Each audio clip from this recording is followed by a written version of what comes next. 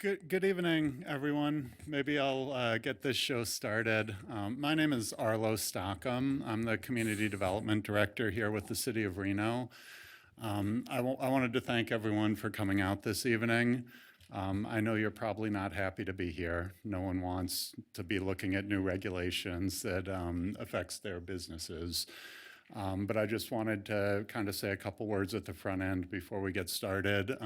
This is all about hearing your thoughts and your concerns. There's some draft ordinance changes, potential ordinance changes that have been distributed.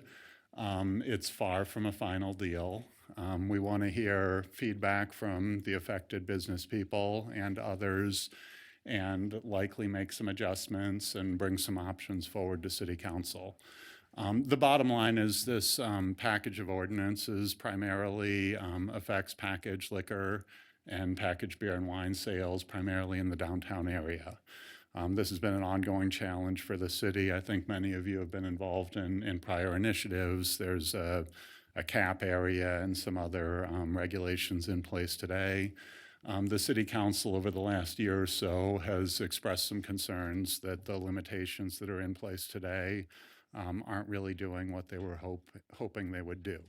So they initiated an amendment, essentially established a moratorium with some exceptions, so no new establishments get created during this period, and directed us to come up with some options for an ordinance to address the package alcohol facilities.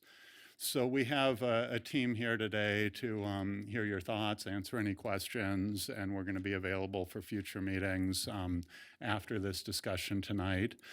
Heather Manzo's she's our staff planner who's working kind of leading up this initiative.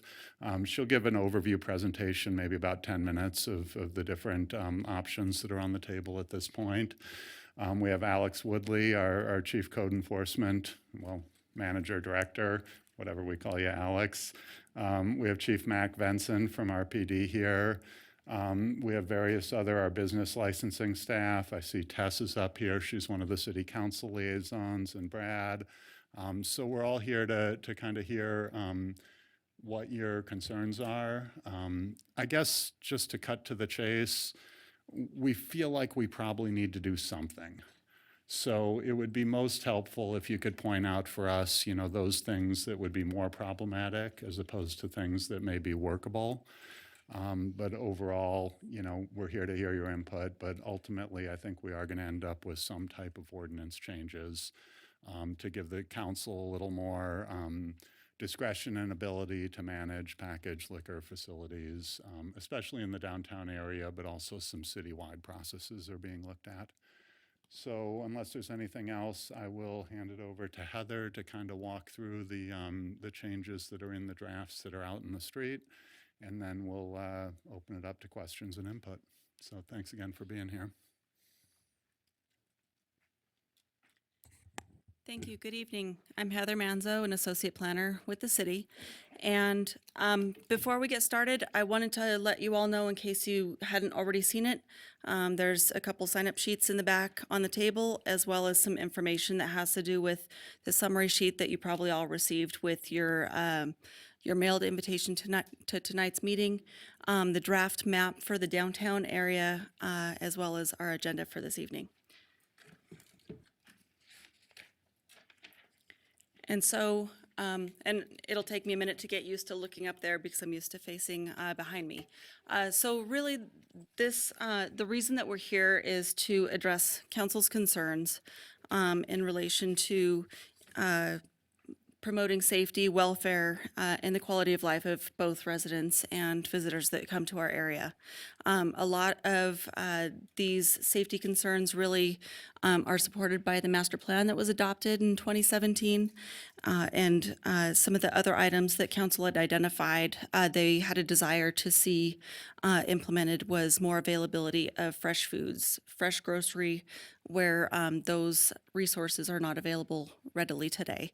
And to provide business owners in the community easy to reference materials so that when you are looking to either find a location to establish your business or you're looking to identify what the rules for operations of your business for your license, that those are easily and readily available to find for you. And so with that, the city council identified three main areas that they wanted staff to address through possible ordinance changes to bring forward. And as Arlo mentioned, we have tried to draft a couple of ordinances that really address these concerns, but we wanted to really get your feedback tonight and through this process to make sure that we've addressed your main concerns, that we know what they are, and so that we can hear about your ideas as far as what you think might be beneficial. And so those three areas would be to address the impacts of a use or a business operations on neighborhoods, to include clear standards as well as procedures for penalty for noncompliance, and to review and enhance regulations for packaged alcoholic beverages specifically within the downtown. And so this is kind of an anticipated timeline slide. Right now, we're on that second step. There were some, previous steps that were taken by council that had to do with requesting information from staff, the establishment of that one-year moratorium that's scheduled to expire at the end of April, and the BIS comment period, which kind of kicked off with the notices that you received inviting you to tonight's meeting. Following this meeting, we have a couple of weeks where we really want to continue conversations that are started tonight with business owners and individuals. We really want to get down to what your concerns are and what your suggestions are so that when we present something to the Planning Commission and City Council, we can have as much support from the business community as possible. And then following the comment period, which ends on March 13th, as you had received in your notice, we are anticipating taking the items to Planning Commission. The land use, the Title 18 stuff goes to Planning Commission, but what we want to do is we want to take these drafts as a package to the Planning Commission so they get to see the whole picture, and following Planning Commission, those would be scheduled for following council meetings. And really, we wanted to share that timeline with you as we keep moving forward so that you kind of have an idea of meeting dates to watch as you want to participate in the future. So I wanted to just go over very briefly the proposed changes in the ordinance drafts only apply to packaged alcohol and packaged wine and beer establishments. I heard that there are members of the alcohol manufacturing community that are here this evening. I talked with a couple of you that would not be impacted by the draft ordinances the way that they're written today. And so I'm going to go into kind of the citywide proposed changes, which would establish criteria to allow for the packaged alcohol use within a zoning district, within locations, geography-based within the area, as well as establishing business license review procedures and the potential for council to add conditions of approval where necessary when they feel that it's necessary for ensuring that we have quality of life, public safety, things like that addressed. And then to establish primary and accessory land use standards and regulations. So that really does talk about zoning and the use standards that would be associated with that. And then spacing standards from sensitive uses. And those are all listed in the draft ordinance. And if you haven't seen it already, it's available online. And if you want to link to that, if you want to have an easy click, just let me know after we meet tonight, and I can get you my card so that I can email you that information. And so we do have the focus, as directed by council, is really also to refine and revise what our downtown standards are to further address some of the concerns that they've shared with staff over the past couple of years. And so this is kind of the bulk of our information tonight, and I have the map that's at the back of the room on the following slide, and that's the area that we're proposing that the enhanced standards would apply to.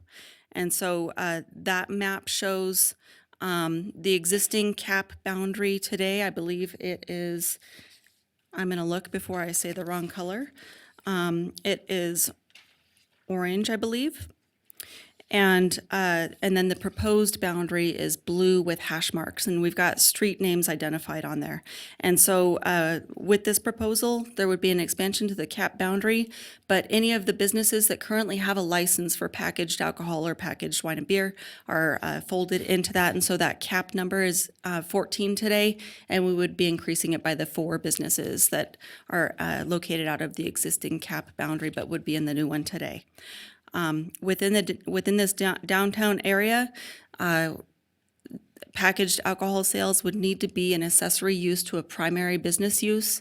What that means is that your primary business would need to be associated with listed uses such as restaurant with alcohol, food processing, which is what the liquor manufacturers would fall under, a pharmacy use, a bar, something like that. Or if you have more of a convenience store type operation that you would fold in like a grocery component, fresh foods, either fresh or frozen perishable foods as a part of your business model. And with that, there would be we have in our draft a compliance period for that of 18 months. There are some exemptions to that as listed in the draft ordinance. I talked about a code, easy to reference materials, right? We have existing Safescape standards that really drive how a business is supposed to be operated. There's a long list of items that a business needs to comply with, such as having security cameras, adequate lighting, windows that you can see into, things like that. They're kind of tucked away in our zoning code today. And so if you're looking to open a business and obtain a business license, they're not readily available. And so what we've done with this draft ordinance is we've brought it into the Title V, which is the business license regulations. So when you're looking at what the rules are to operate, they're all right there, and they've been renamed as downtown operation standards. In addition to that, we have added to those downtown standards limitation on the sale of single containers and minimum size requirements for beverages. There is a requirement that if you operate in the downtown area between 11 p.m. and 6 a.m., that you have a second staff person there that's available to provide security. And that's really due to calls for service after a certain hour. Those calls for service really do increase as the night goes on. And so that recommended addition of the security personnel would really just be there to help address any security issues there may be either with the clerk or in the proximity. And then there is a provision in the draft ordinance that is a good standing provision. And what that means is the packaged alcohol, the full liquor license is capped. That's what's capped today. The wine and beer is not capped today, and it isn't proposed to be in the future, although additional regulations are proposed. What that good standing provision would allow for is if you are a business license holder that can demonstrate that you've had 2 years of good standing, no code violations, you've paid your license fees on time for that 2-year period, you can request to upgrade your alcohol license to include the packaged liquor component. And that would be kind of a waiver of the cap. What we anticipate with all of these proposed regulations is that if they're adopted, we may find in the next couple of years the cap isn't really necessary. Things are moving well with having the accessory use and these additional requirements, and the cap may just be a thing that's not really necessary. And so if and when this gets adopted, we do plan on revisiting that in a couple of years to see if the cap's really necessary at that time. And so that's the map that you have in the back of the room. You've probably all picked it up, so I'm just going to keep going. And then I'll turn it over to Alex. Basically, this is the slide that really you've heard from us. You've got to review materials online. We've given you a lot of information. And so we really want to seek your feedback tonight.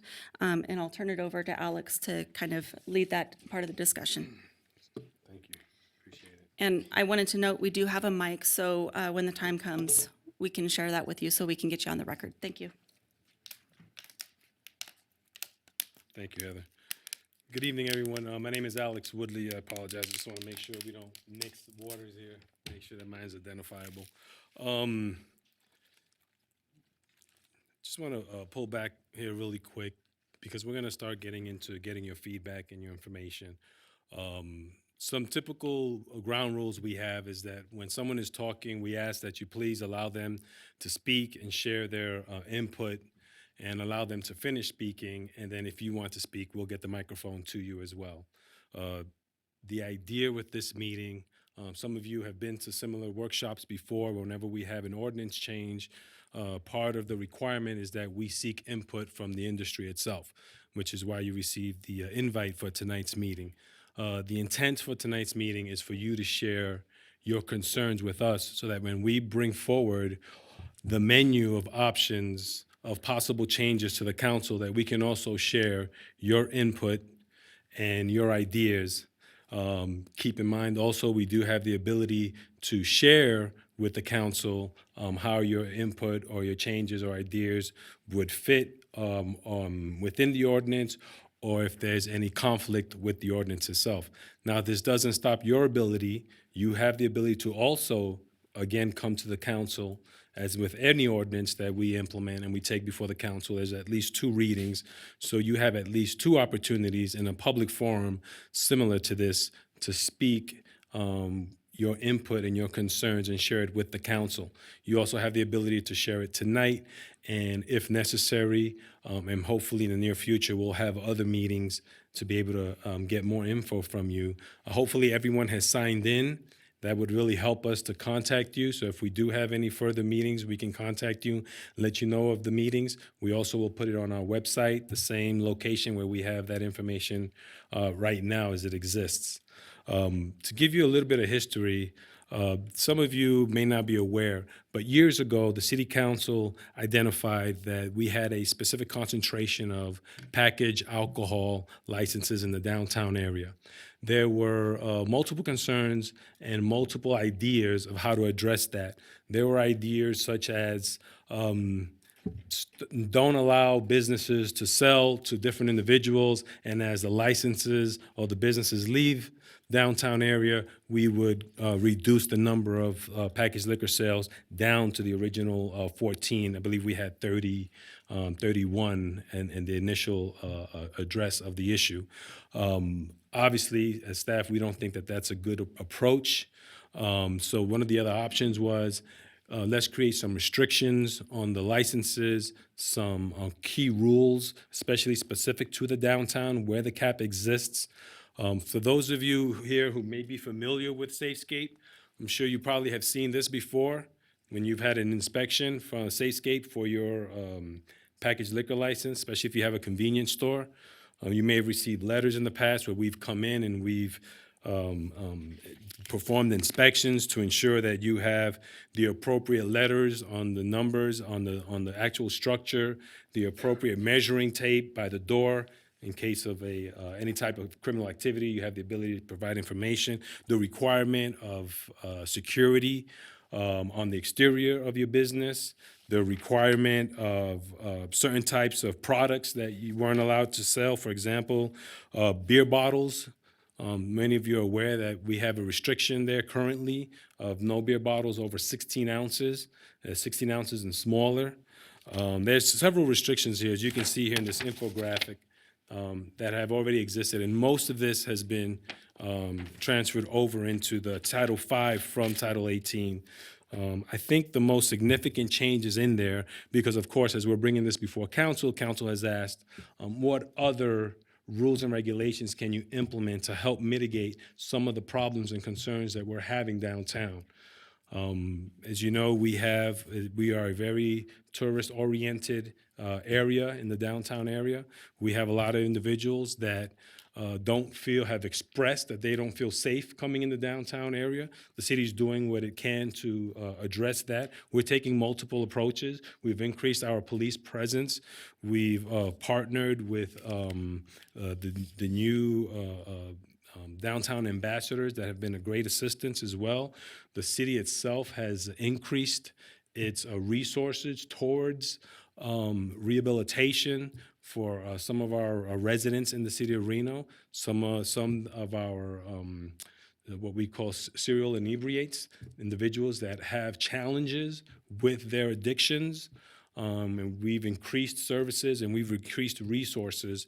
And the council has asked, what else can we do to help facilitate, to mitigate some of the problems that we're dealing with downtown?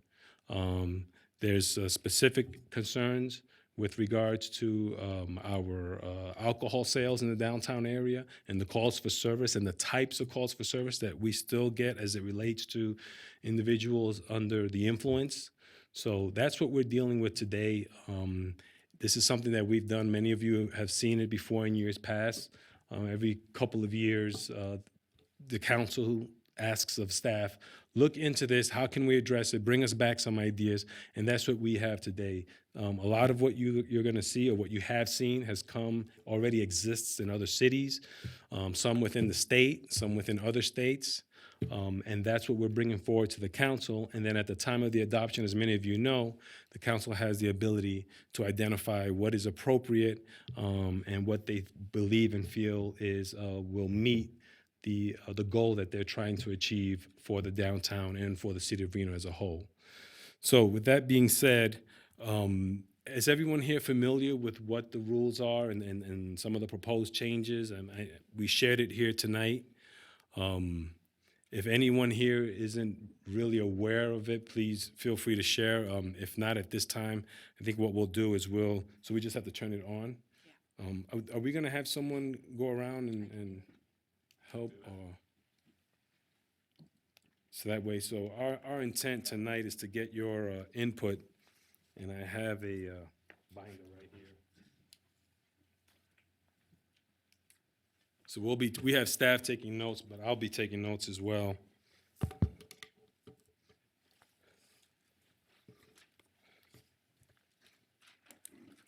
I have two just real basic questions. First one is about the boundary that exists on this map and how that was determined, because it looks a little funky to me when you go to the northeast corner and there's some squiggly lines, and I'm just curious if this is an existing boundary or if this is something that has some basis. And then the second question really is I'm looking around the room and there's a lot of people who manufacture beer and wine and other products here. And I know that was briefly addressed, but I'd love for us to all understand how this would or would not impact manufacturers. I think that would help put our minds at ease if we could get a real clear answer to what this means for people who have a manufacturing license. Okay, I'm gonna try to take a stab at that, and feel free, Heather, if there's anything I'm missing. I'll address both. The first question with regards to the boundary. So if you look at the map, I have a pretty small one here. I don't know if we have. Is it on here? Oh, here it is. Okay, so the orange boundary that you see up there, that's the existing boundary that has existed since 2004. That's what this relates to. As the city council has requested to look at the existing rules and the existing boundaries, we have identified that that was what typically is considered redevelopment area 1, and that was what we used. And we like to use existing boundaries as opposed to creating a new one. So in recent years, a revitalized area of Reno has been identified for revitalization is the area that you now see in blue. So what we did was we copied that area, which has been identified for revitalization. There's certain requirements for a revitalized area, area that requires revitalization or investment from the city and from the tenants and the landlords of those properties. So what we did was we moved it a little bit. Primarily, one of the biggest concerns for our council is that we have facilities downtown that provide services to a vulnerable population. And one of the questions that came up was that some of the packaged alcohol establishments were within the vicinity of these services, and we had a lot of businesses that were under the restrictions and the rules and requirements, and we had some businesses right across the street outside of that boundary which also unfortunately are in proximity of the social services that we have in the downtown area. So council wanted to make sure that we captured those and made sure that they also abide by the same rules and regulations that the existing businesses have, which are primarily right across the street. So that's the main reason why you saw this, which you'll see the big difference that we have is an additional, if I remember correctly, is it 3? Oh, make sure I use the mic. Okay, I'm sorry. I got to use the mic because we're recording. I apologize for that. So hopefully my voice was loud enough. So what we've identified were an additional 4 package liquor sales. It appears to be convenience stores that fall in that area. Actually, 3. There's 3 of them that fall in that area, in that new boundary. The second question is in regards to manufacturing businesses. As stated in the actual ordinance itself, and the language that's been used is that it's primarily for the businesses that have already, aside from those additional 3 that have already been under this. So if your business has never had this inspection and you've never received this pamphlet with all the associated inspections, then it doesn't apply to your business and continues not to apply to your business. The only significant changes in there was the boundary itself to include those 3 establishments, and then some of the packaging restrictions that we've enhanced from the 16-ounce glass. Alex, could Yes, yes, please. I believe the boundary is also the same as the Business Improvement District boundary for the downtown area. So if it looks a little irregular, that's why. And those of you who manufacture, the intent is not to change any regulations for you. Heather, did you want to? And that's really what I wanted to jump up and say is the provisions are only for packaged liquor and packaged wine and beer licenses. And so the alcohol manufacturer businesses wouldn't be impacted by either one of the changes. It's exempted in the zoning code changes, and it's not identified as being impacted in the business license section. Plus a package license. Some of us have a manufacturing plus a package license. It's associated with your label though, right? That you're manufacturing at that site. Right. So yeah, that's not impacted by this Okay. draft ordinance. All right.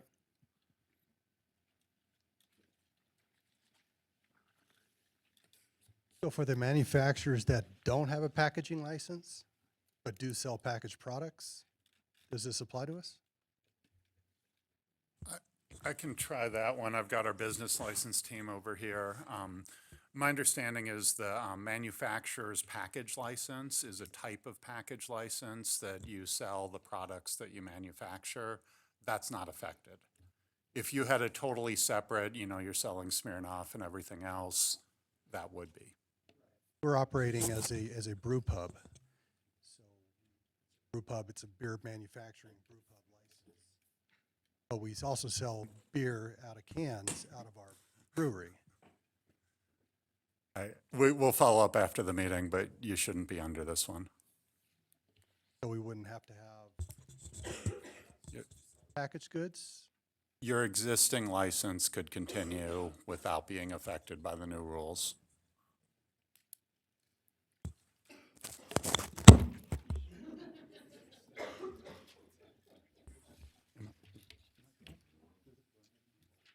Yes, David Foster, 700 North Sierra Street. I operate a convenience store with gasoline, and our alcohol sales are approximately 5% of our yearly sales.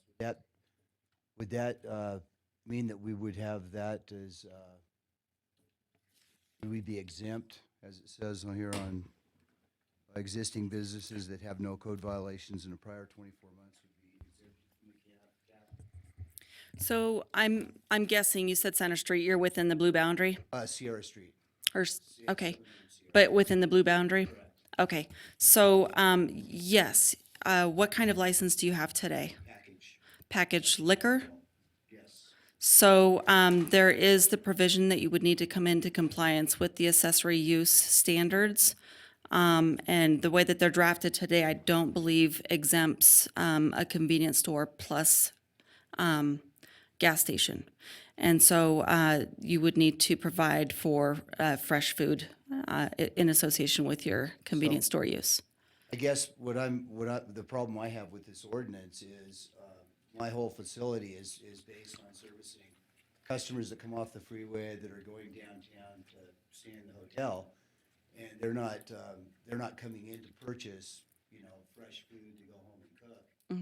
They're more or less, buying products and taking it down, but it's not our main business, our main business is selling fuel and gasoline, so.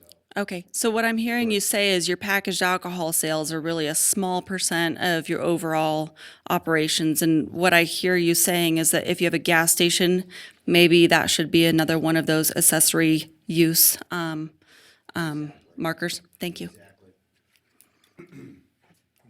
But you currently have been inspected. Your business has been inspected for Safescape. Yes, we have. Okay, Yep, and we followed all the rules. and right. done everything. Okay, thank you. My name is Tina Nielsen. I'm with Local Beer Works. It's a new tap room. It's on 955 South Virginia Street. When we originally applied for our license last May, we were told that we couldn't get the package license because of the moratorium. But I'm outside of all of those lines. So our business is basically craft beer. And traditionally, and all of our competitors, our direct competitors like Pinion, Growler Guys, et cetera, they all sell growlers. We cannot. We're the only ones that cannot. So now, does this mean that I can go apply for that and be able to do that? Because the only thing we sell is craft beer. So to answer your question, the moratorium is a citywide moratorium. So when the council adopted that in May, it was for about a year period, and it affected all packaged licenses citywide. So there are about 7 exemptions listed in that moratorium. I don't know that you fell under one of those, which is why we couldn't accept your application at that time. But the moratorium is still in place. So come the end of April, unless extended to allow council time to finish out this process, the moratorium's in effect today. I anticipate it will be until council hears the proposed changes and makes a decision on that. So let's say that everything happens, this is it, just this area. Does that mean the moratorium ends for the outside of this area? Potentially. I don't want to anticipate what council's going to adopt because we're here to talk about what the ordinance is going to look like. And that may change along the way. And so assuming council were to adopt something like what we've got before you this evening, there are some citywide standards that are proposed. However, so your craft beer and you would be selling your labeled product? Is that what you're saying? It's not our labeled product, so we just carry Other products. brewers' So that would be packaged wine and beer, and we're not proposing to, the current ordinance would not further restrict you if you're outside of the downtown boundary. Okay, so that means at the end, if all goes well, then I should be able to If apply. all is as it's written today, If. then yes. I wanted, perhaps there's a lot of questions on manufacturing here, just make sure we're all on the same page. If you sell the product you manufacture, that's the manufacturer's package license. So that's exempted from these ordinances, you wouldn't be affected. If you sell a product that's manufactured by someone else, then it is. Then you're either packaged wine and beer or packaged alcohol. So that's really the difference. The manufacturer's license is a subset where a brewery or a winery or a distillery sells the product they make. Accurate? Could I ask a quick clarification, because I think some of us are in different boats and we've been given different guidance. So are you saying that if you have a manufacturer's license and you're only selling your product in a prepackaged vessel, that you don't also need a packaged license in addition? Because I've been paying fees for 5 years. It's a different kind of package license. It's, what's the proper word, a manufacturer package license? Liquor manufacturer's packaged alcohol license. So that is, it's still a package license, But But- it's but- not subject to these regulations. It's a limited version of that license. And If I you don't s- want to I don't want to derail this, but if it's liquor manufacturers package alcohol license, does that apply to beer and wine? That's a really important point for Yes. most of us. Yes, if Okay. you make So the liquor generically applies to anything with alcohol. If you, the distinction is if you're selling the product that you manufacture, you're not subject to the new regulations, whether it's beer, wine, whiskey, vodka, whatever it may be. If you're selling a product manufactured elsewhere, then it would affect you. Okay. Yes, I just had one follow-up point that I had a problem with, and that's the proposed change in ordinance to require two employees from 11 to, is it 5 in the morning? To 6 in the morning, To correct. 6 in the morning. And I just wanted to let you know that we try to give our third shift employees a living wage. And if this is adopted, then we would be forced either to cut back our operations and not to even, be servicing the public during those hours, or to cut back our living wage that we're providing to our employees now, and have more of a smaller, smaller amount of money they could make, Right, so. okay.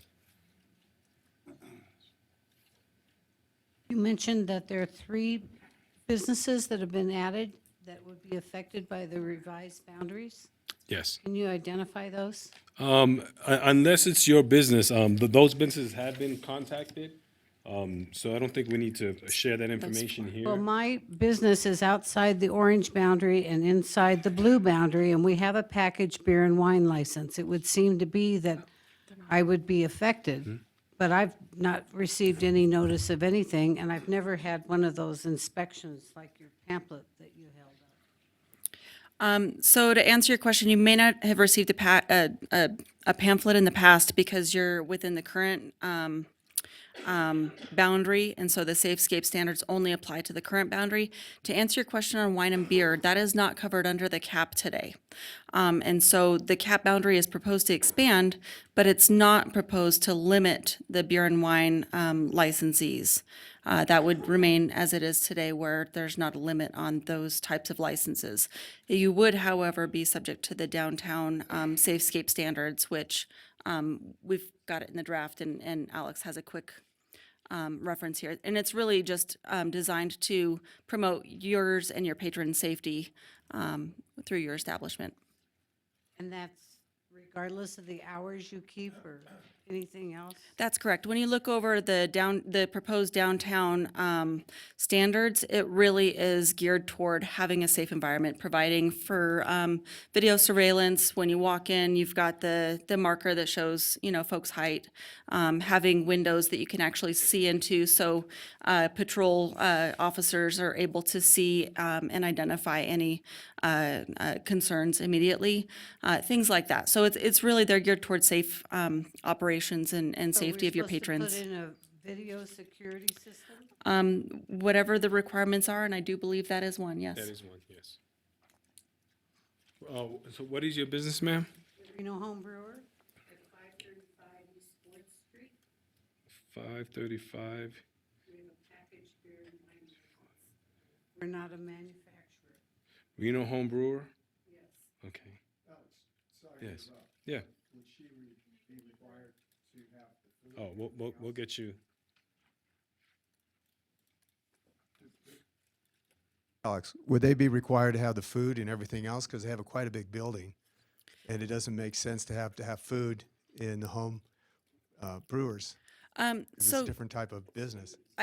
do you only do so here's the deal, is if you have another use that would qualify as your primary use, whether it's a restaurant with alcohol service, whether it's a bar, whether it's the convenience plus grocery, it's really, the grocery component is really related to a convenience store or retail establishment. If there's another use that is identified as a primary use where the packaged is allowed as accessory, then you don't need to also provide for the grocery. So I'm guessing, do you have a bar establishment? For folks who have a bar or a restaurant with alcohol service, the package can be added on as an accessory to that original use. Does that help answer your question? I was worried about her. Okay. We're kind of a unique operation. We're not manufacturing alcohol. We're selling ingredients that is put into alcohol. If a person wants to brew their beer or distill their spirits at home. But we also sell tons of. Oh, I'm sorry, ma'am. Well, you'll have to wait till we bring the mic to you because we can't hear. The recording isn't catching your notes. But yes, sir. Hi, I'm John Hope, and I represent several downtown liquor store owners.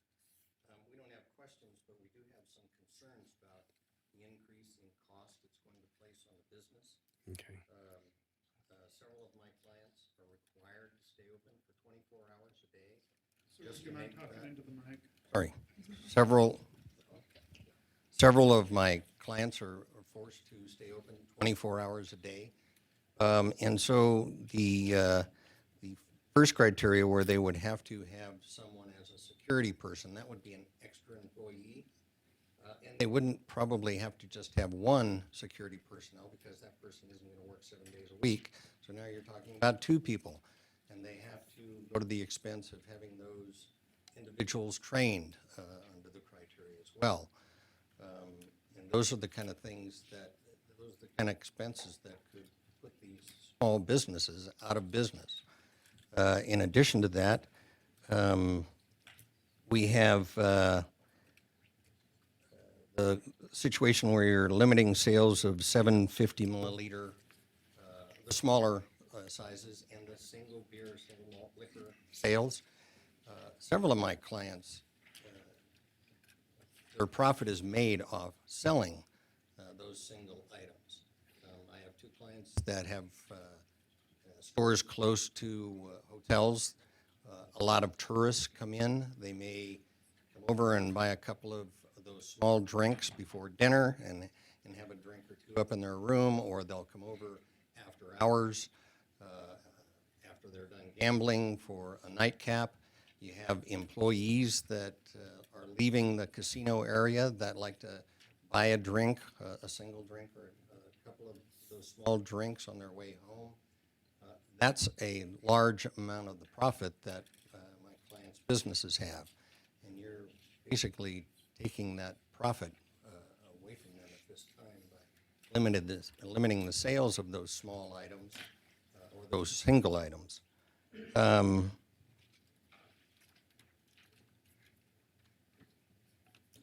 In addition, I have at least one client that has a very small liquor store. He has no room for fresh food. If he were required to have fresh food in that liquor store, he would be out of business. The result maybe could be that you limit the smaller sizes to not having to meet that criteria. So we have a lot of concerns about the increase in cost, and it would probably put several of these businesses that I represent out of business, and they wouldn't be able to afford it. So just to clarify on that last note, so one of your suggestions is with regards to the size requirement and the requirement of groceries is if the city would consider limiting it to where there's a minimum size that it would apply, that this restriction or requirement would apply to. So if it's below a certain number, let's say, for example, under 1,000 square feet, that they would be exempt from that requirement. Am I understanding correctly? Thank you. Okay.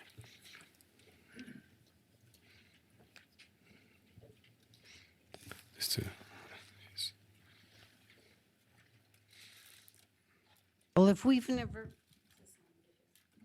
never been subject to any of these rules, everything that you have in that pamphlet that requires video security and whatever else in it that I've never seen before. Right. We would have to implement. Okay. So what I'm going to do, ma'am, because it sounds like yours, I'm not familiar with your business, so I couldn't speak to it. So unfortunately, tonight, our manager of business licenses, who probably has more knowledge, understands, he's out sick this week. So hopefully he'll be back tomorrow, the day after. We're going to follow up with you because it sounds like your business isn't typical like these other businesses. And if there's any other that exists like yours, we'd like to know to capture that, because most of the businesses that we've discussed and have been concentrating on are either restaurants, bars, convenience stores, actual manufacturing businesses. But it sounds like you have a special situation, and we want to make sure that we capture your situation, anyone else who might have something similar. So what I'd like to do is get with business license staff to identify what business it is that you have, your business model, and look at your license and make sure that we identify it appropriately. So we will follow up with you individually to make sure, and we will give you answers to your questions. And it's Reno Home Brewer, is that correct? Right. Okay. Yeah, I was just chatting with the licensing staff over here. You may well be exempted from this due to your other activities, so the team will follow up with you. All right, I hate to beat a horse here, but there's 7 manufacturers here, and I know we're all looking at each other, scratching our head. So I'm looking at the business license, the brew pub manufacturing and beer bar, brew pub. Yeah, can you get it closer? There you go. Okay, I'm looking at the City of Reno Business License Division fee schedule, and I see brew pub manufacturing and beer bar, brew pub manufacturing and liquor bar, and liquor manufacturing package and alcohol beverage. All 3 kind of apply. And if I just heard a little bit ago that beer actually falls under liquor, currently we are registered as a a brew pub manufacturing and beer bar. Which, does that allow us to sell packaged goods? It does not. So the bar component allows for consumption of that product on site. Right. It doesn't allow for the sales of the package. But how about the manufacturing portion of it? That means you can manufacture at that site. So you can manufacture and you can have your bar service. And so that's it. The difference between the licensure, I'd rather have on a separate discussion with our business license manager involved, so that we can really make sure that you have a good understanding of what the difference is between the licensure is. Okay, and then how about wineries? Where do the wineries fall? The wineries are, can you read the license? The liquor manufacturing, package alcohol beverage, alcohol manufacturing, brew pub manufacturing, a liquor bar. I don't see anything for just wineries. I'm going to. I go don't ahead. think this one's going to apply to you. I think for those of you who have kind of these unique mix of businesses, especially the manufacturing, we have some folks from business licensing over here who may be familiar with your businesses and can get a little more detailed clarity on whether you meet the exemption or not. It sure sounds like this doesn't apply to you. You're selling the product you manufacture, whether it's beer or wine or any other form of alcoholic beverage. So when you say it doesn't apply to us, though, are we able to sell the packaged good? If you're selling the product you manufacture, yes. If you're selling additional products that you don't manufacture, additional alcoholic beverages you don't manufacture. So we produce a beer and we package it in a 4-pack. Under our current license, the brew pub manufacturing and beer bar license, we're able to sell that 4-pack out the door? No. No, Well, so there. he's there- saying yes. There are definitions in Title V that explain what the beer bar and the 4 package sales identify. It may be that you don't have the right license to sell it out the door for consumption off-site, but the proposed regulations would not impact your ability to obtain that license. Okay? All right. Again, anyone with questions on their specific license and whether it's applicable or not, feel free to come have an offline discussion with our team here. My question was, does the same apply to wineries? Same Yes. answer you just gave. I'm assuming that it does. I was looking Yes. for an answer. Thank you.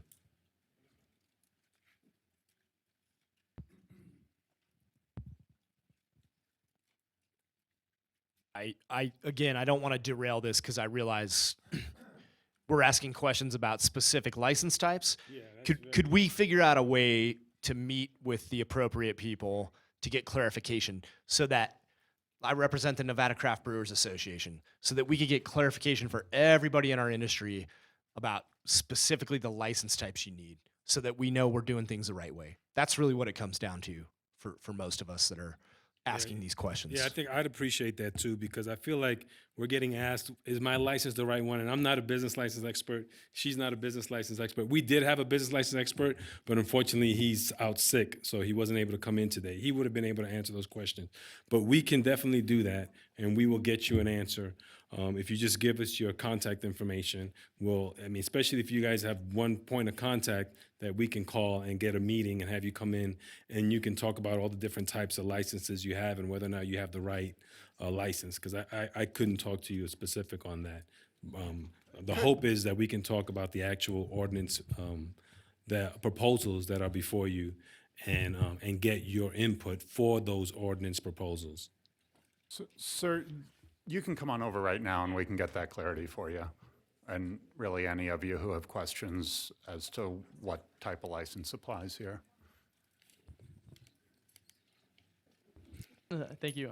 Daniel Pro with Argenta Partners. I just wanted to circle back on the security staff. I was just wondering if there's a specific reason why the city is proposing to increase security. In addition, I was wondering if convenience stores would be exempt if they never had any issues in the past.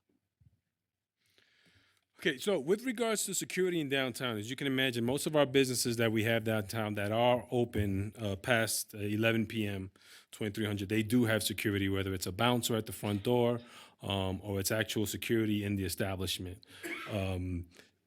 As packaged liquor sales location, that is one of the locations that we don't have security after hours. We have had situations where we've had issues where police have had to come out for calls for service to obviously all businesses downtown. And at this point right now, the only business that we see open, because I've worked out there at night on the weekends with the staff and with the officers, and the only businesses that we see that are open past 11 o'clock at night without any security is the convenience stores that sell alcohol, packaged liquor. So one of the ideas is that every business provides some type of security for the activity that is occurring at their business. We've had situations where individuals, especially late at night, and they're under the influence, where they do open the package, they buy it in the stores, and they open it, and they stay right there in the downtown area, and even in front of the stores. We've had situations, I know I've seen it personally, where I've had a clerk, a 90-pound female that has no desire whatsoever to walk outside the store and tell the individuals, hey, you 3-4 drunk guys, you need to get out of here. You can't be out here drinking in front of the establishment. So that's one of the ideas and concerns.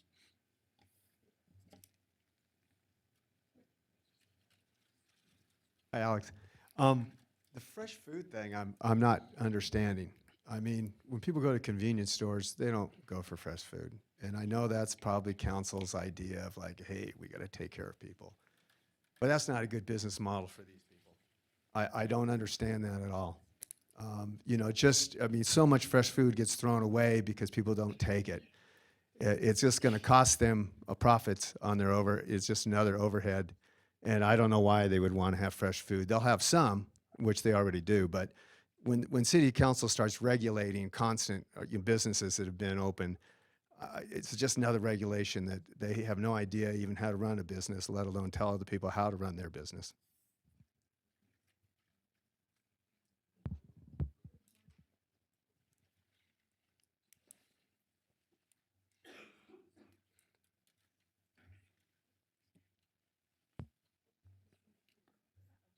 My name is Dmitry. I'm from A-Smart in downtown Reno. I don't really understand what is exactly idea why you should remove very small packages of cells like 50 ml shots and half pints, 200 milliliters. What is exact idea to remove those items from convenience stores? So the question was, why is the city looking at restricting the sales of individual alcohol packaging? We did search throughout the country to see what other cities have done to address issues with having certain parts of their demographic or their residents that, whether it's individuals under the influence or under addiction or out in the community. We see it all the time. I can tell you, I work on the street. I see my guys. I work with the police officers, and we do have a significant number of individuals that are under the influence, primarily drunk in the middle of the day downtown, and with certain types of behavior that go along with it.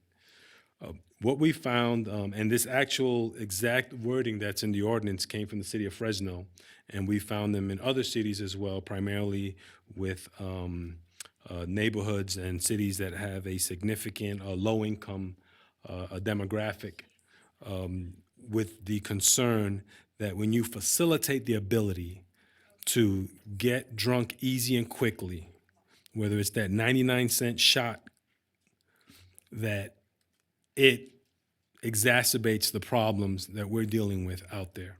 So the idea is that if we minimize how much of that is out there, right here specifically in downtown concentration, where we have our most calls for service, I don't think anyone would argue that for the entire city of Reno, and I have one of our police chiefs here, most of our calls for service related to alcohol is in our downtown core area. So this is one of our approaches to try to mitigate some of the accessibility for that high potent alcohol within this concentrated area. You could still sell, under these new conditions, you could still sell 4-packs of beer and above, whether it's 4-pack, 6-pack, 12-pack, but it would get rid of the one single beer that individuals tend to put in their pocket. We have on numerous occasions, and you can probably go out in this back alley right now and find a couple of empty one singular beer, the big cans of beer that exist. And that's what we see a lot of downtown. And that's what we want to mitigate and minimize that. So same thing with the alcohol, with the liquor, the ability to drink a shot. The individuals that go out there and for whatever reason have the ability to solicit money within an hour or 2 hours, make the dollar, and then take that dollar and go to the store and drink that one shot real quick and then go back out there again. At some point in time throughout the day, that individual becomes more aggressive as they keep going back and forth and getting their shot. And that impacts the experience of the downtown, of our residents and our visitors and other businesses. And we see it. We get the reports from the police officers, from the code enforcement officers, from the business compliance officers, and from other individuals that visit downtown and other businesses that are impacted by that behavior. So that is the reason. It's one approach of many that we have and that we use to include, as many of you know, when we increase our police presence in the downtown and the city makes that investment. So we're looking at trying to address it from more than one perspective.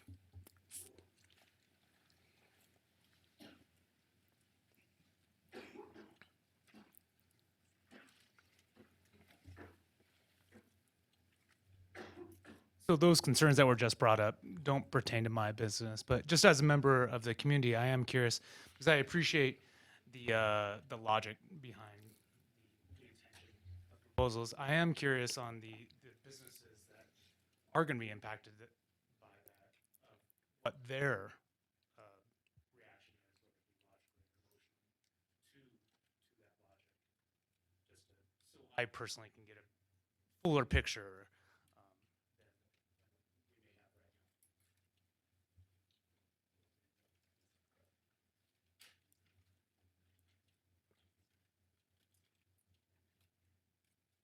So I have a comment on that. I understand about single can in the alley. Yes, that has happened, but that will happen anyway because it is humanity.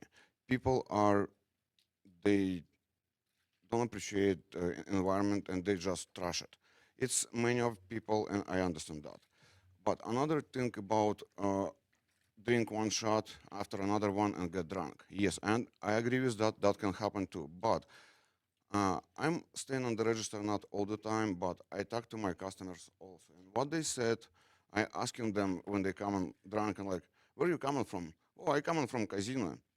I gamble. There is free drink on top of gamble. So there is exactly fast to how to get fast drunk. Go to casino. There is free drink when you gamble. That's one thing. Another thing, so my business is in downtown area, and all convenience stores are kind of different. Some of them, they have tourist business, some of them they have neighborhood business. I have more business from neighborhood, and I have Senator Hotel above me, it is 4-story building. I have El Cortez next to me, another business, another apartments next to me. So people from El Cortez, they come on downstairs, they get one shot or two shot, like said that gentleman. They come on back to their room, they have a dinner, they drink that shot. They don't want to get drunk. They don't want to get bigger bottle. But some of my customers said, if I get bigger bottle, what can I do? I finish it. So there is another point to sell bigger bottle instead of small bottle.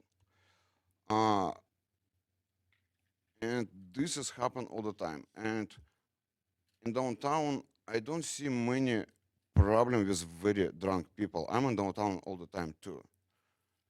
And most problem from tourists who come in from different states during the summertime, that is the problem. Also, I see a lot of problems from the some bars. People get drunk during the night time in the bar. They start fighting outside. I have cameras in my store outside. Police came sometimes to my store to get video what happened outside. People coming from the bar, not from convenience store.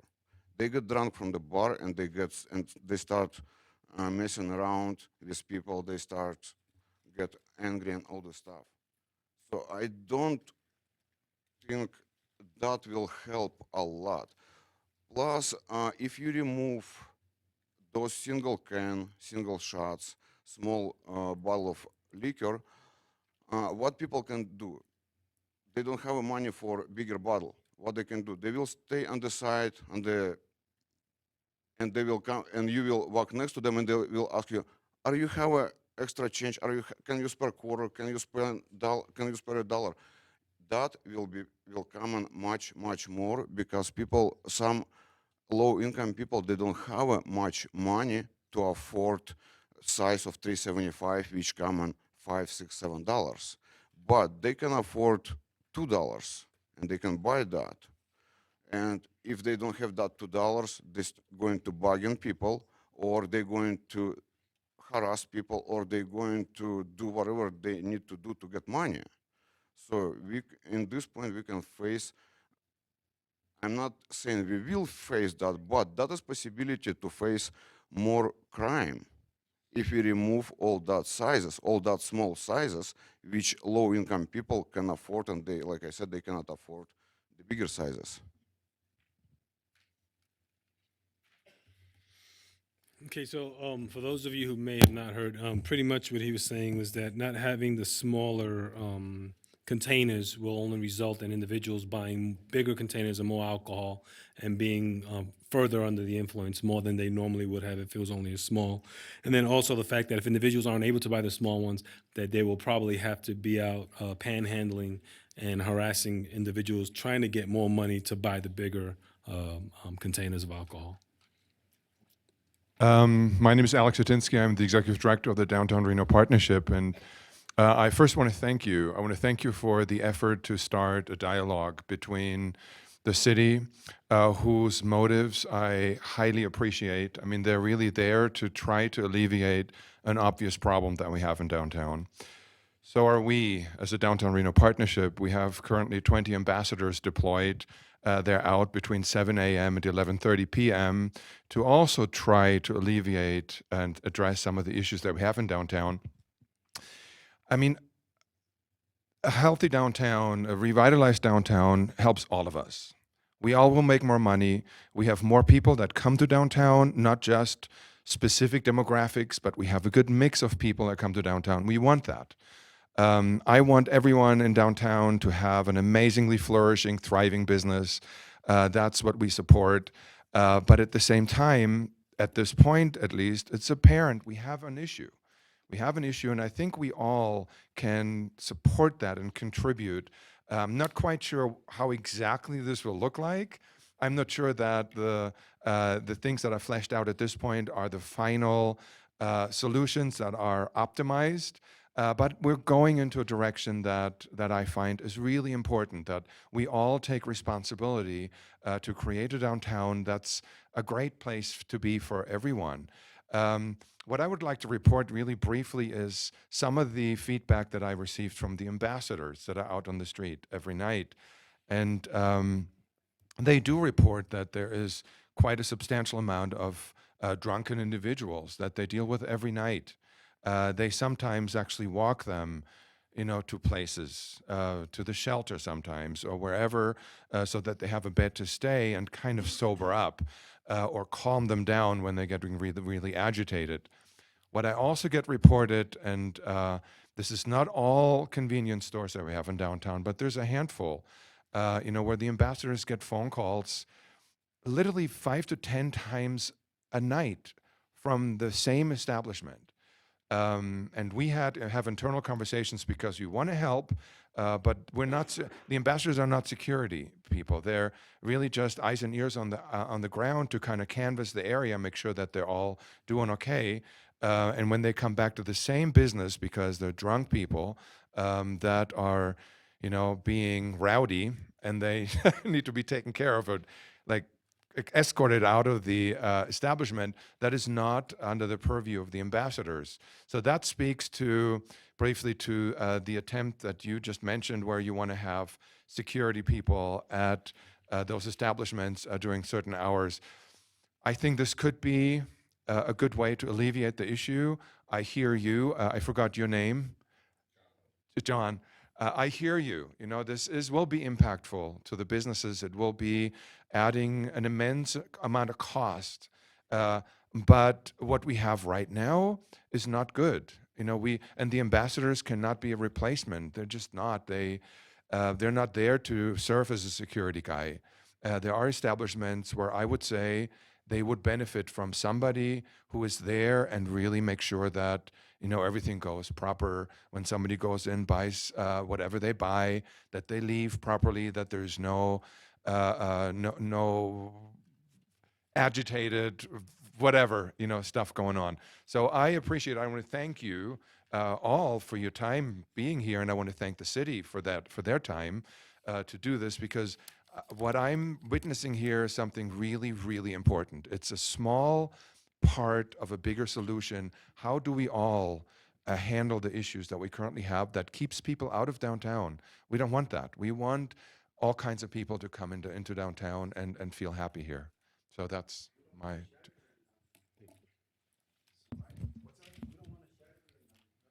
Hello.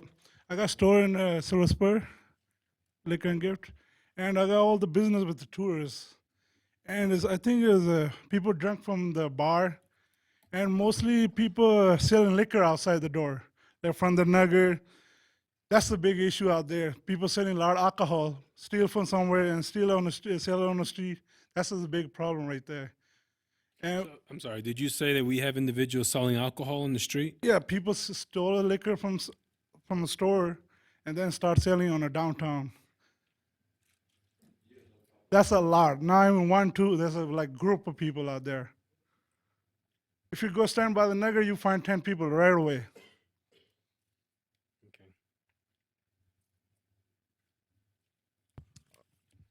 Hi, I'm TJ Patel, owner of the Fireside. And so, kind of piggybacking off of what he said, the big issue that seems to you guys have is the people that are buying the small bottles, stuff like that. But again, we have a bar right next door that they can go into, drink the shot right there, and again, they're outside being intoxicated. So that doesn't help much isolating down. And again, as they said earlier, the more you want them to buy bigger bottles, they're still going to get money one way or another. They're going to panhandle. They're going to cause more problems for the city. And by that time, they'll have a bigger bottle, and it's just going to cause more problems because they're not, like, as you said, they're addicted. So sometimes they can't stop themselves from drinking at all. The security problem is the story you mentioned, there's a 90-pound woman that needs to kick through. We've had that problem, right? But again, it shouldn't be on the fact that we should hire another employee. There should be some type of training, something that's put into place where, hey, that person can go out and be like, hey, you guys got to move, or some other way than hiring another employee. Because what if they hire somebody that's also scared?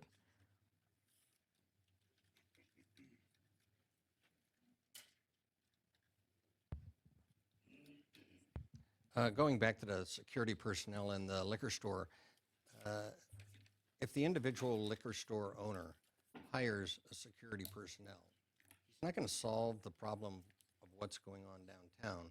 He's going to remove the problem from the store back out onto the street.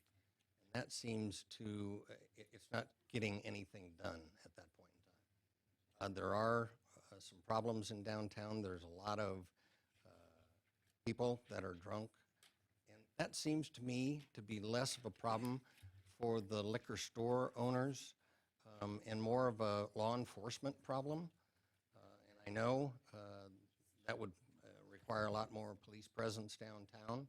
But again, having a liquor store owner go out of business because he can't afford to have a security personnel in there between 11 and 6 a.m. doesn't seem like a real good situation or solution for that matter. I was just responding to the individual back there who indicated that the security personnel in the liquor store would be helpful. Really doesn't it just pushes the problem out on the street, out of the liquor store?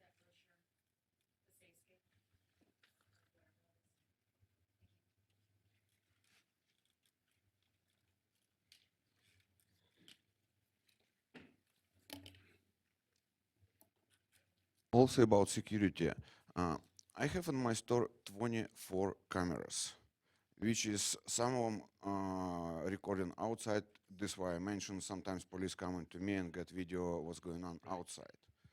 So, and again about security, even if additional security guy was hired for the night time, and like lawyer said, he correct, that security will help remove that problem outside. But what is going to be happen after that? After he removed that security, that guy outside, he cannot do to him anything. And I face a lot of time. My employees did walk outside of the door, some drunk person, and we called dispatch. And there is something going on. Nobody, police cannot come in. Nobody can come in. I cannot touch that person. Employee cannot touch that person. What we can do?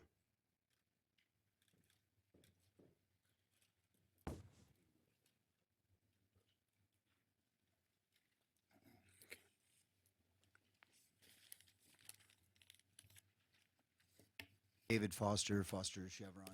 Yes, I would like to add that in order to sell alcohol, all the employees have to have an alcohol awareness card. Right. And when an individual comes into the store and they're obviously inebriated, then you're not supposed to sell to that person. And we turn down people all the time, you know, and tell them, look, we don't feel comfortable selling alcohol to you. So I think if that was, you know, if that was enforced, that would help too.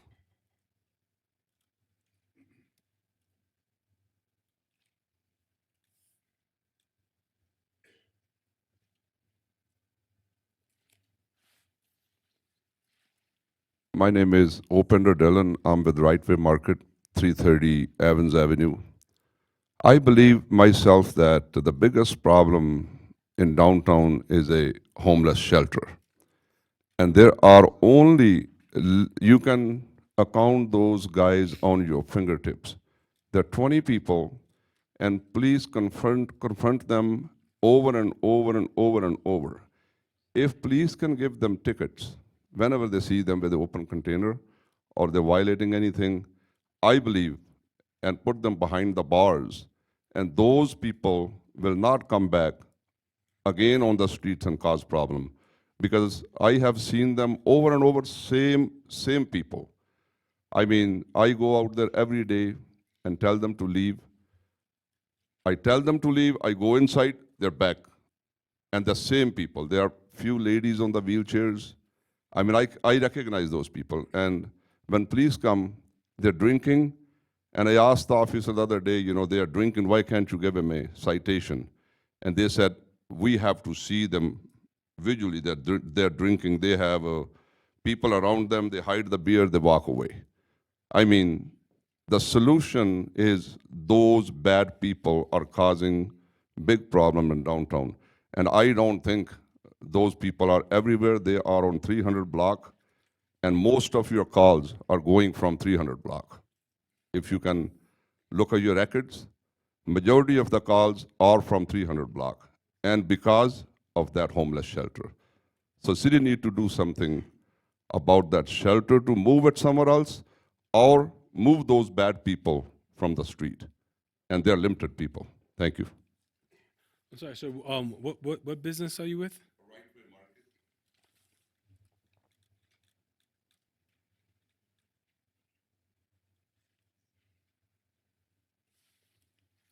Hi, Alex. This is Navi from Jishan Market. How's it going, Bob? I got 90% business from the tourist. And I don't think so it's a good idea to stop the single beer, 50 ml, 200 to 75, and add another person for security. Because we're gonna lose money. We're gonna be like losing 75% business. We're gonna be out of business.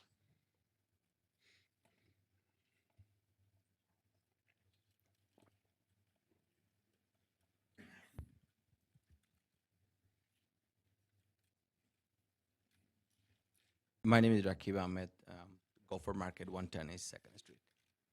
The purple boundary, we have it in here. Most of the people living in there, either works or commercial. Not too many residential people. I don't know, like 30% of the produce. Who gonna cook those things? And it is like pretty much bigger waste for us. And then the security, 11 o'clock, if we keep a security, whatever the consequence happen, most of it is outside the street. And if security cannot approach to them directly, we can throw it out or have a confrontation. But I think like 2 police officers on the street will solve all the problem for all the total community of it. And I'm giving the big example where I'm from. In Bangladesh, there's alcohol is banned. It doesn't mean like we have a less crime in there, more than less crime in there and here. But it is not the problem. Problem, people go, I worked 20 years at the casino in Atlantis. People put $1 in there, and then they play 1 penny at a time. The cocktail waiters will be overserve them if they give $1, and those drunk people will be on the street. It is not the convenience store thing. I think just pinpointing, we will be out of business if we really don't clarify like what is the problem is. And I'm very agree with this gentleman.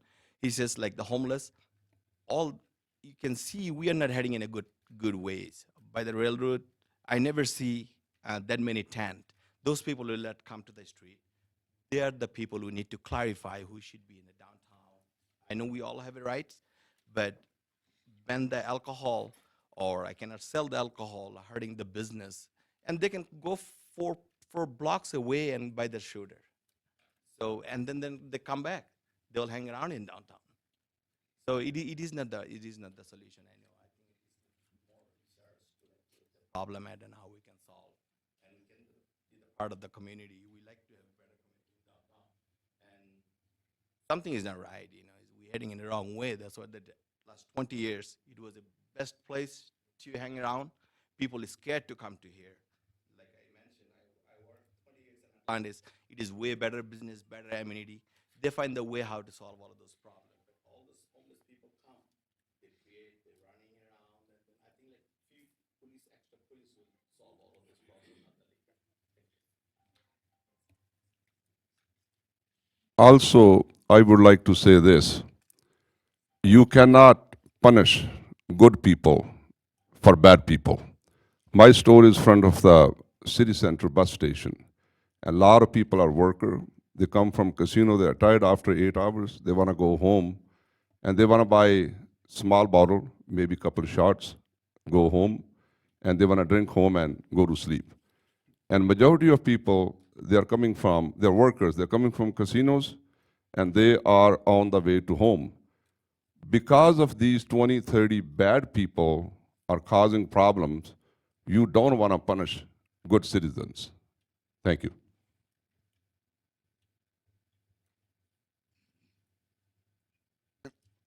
One more thing about, he mentioned like to add a few more polices.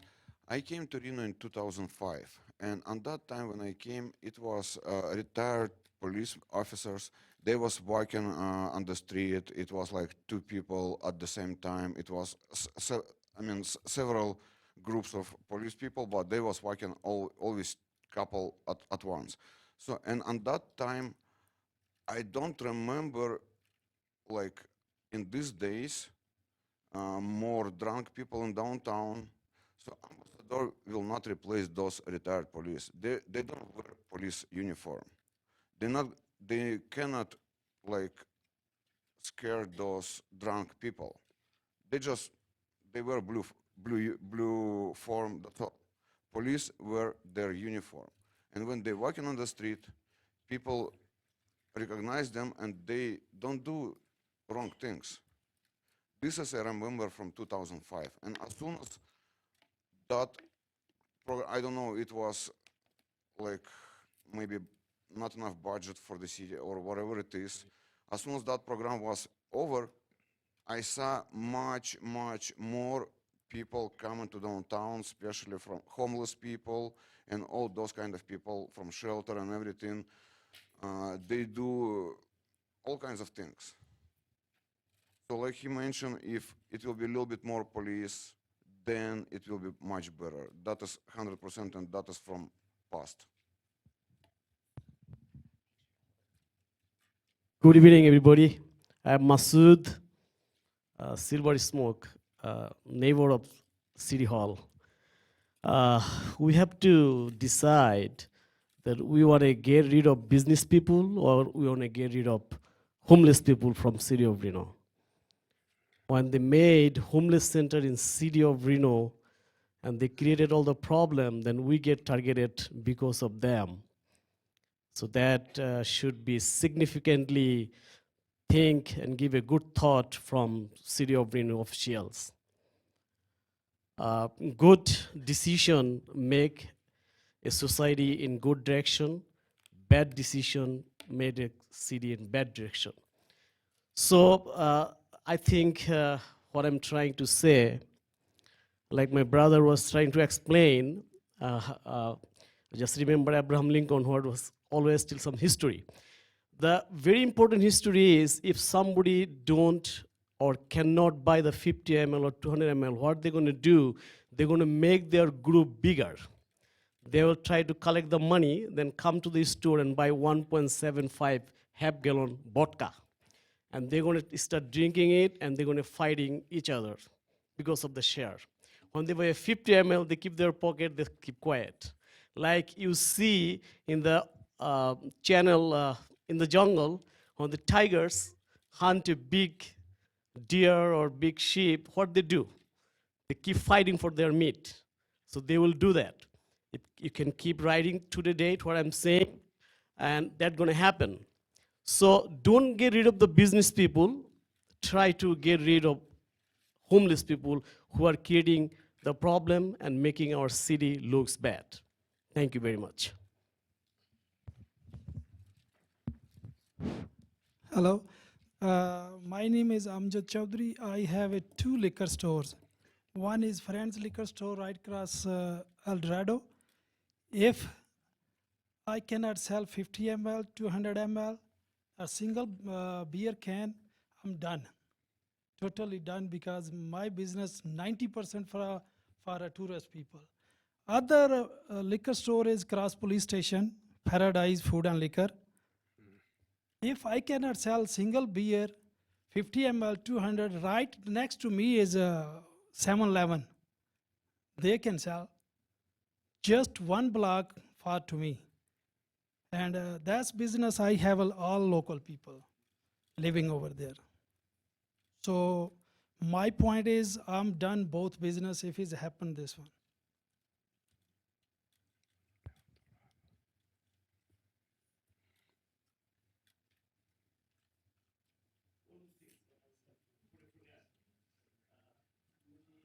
I believe the hard liquor manufacturer people are here.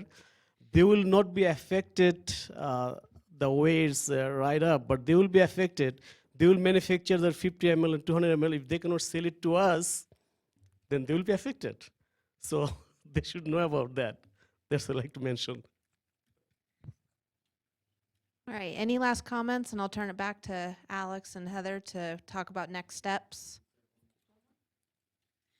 If you guys brought that idea from Fresno, Fresno has some more crime than Reno. I recently went out there last week. It's bad.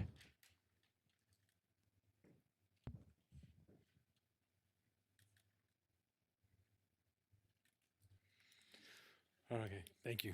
I appreciate it. Thank you, everyone, for your comments. Did everyone sign in and give us an email address or phone number? So we'll follow up with you. Please make sure to provide us your information. Michael Chomp is the manager for the business license. So hopefully he'll be back tomorrow or the day after. Hopefully tomorrow he'll feel better. Michael Chomp. Michael? Yes, Chomp. All right. Yeah. So we will follow up. We're going to type up all these notes and we're going to provide it with the council. And we're going to meet with our own council as well as far as our attorneys and go over the suggestions and also with Michael Chomp. And then we'll try to schedule a meeting next week. We'll be contacting you, all the information that we have there. The meeting will not be at night. So we doubt we'll be able to reserve any of these rooms in the evening. It's a pretty busy season for us. So as in the past, typically we have one in the evening to facilitate the ability for people to attend. But the follow-up meetings will more than likely occur during the middle of the day. So it'll be in the daytime, regular work hours. So, but we'll give you at least 3 business days notice of when the meeting is to give you an opportunity to come back and meet with us. So, thank you.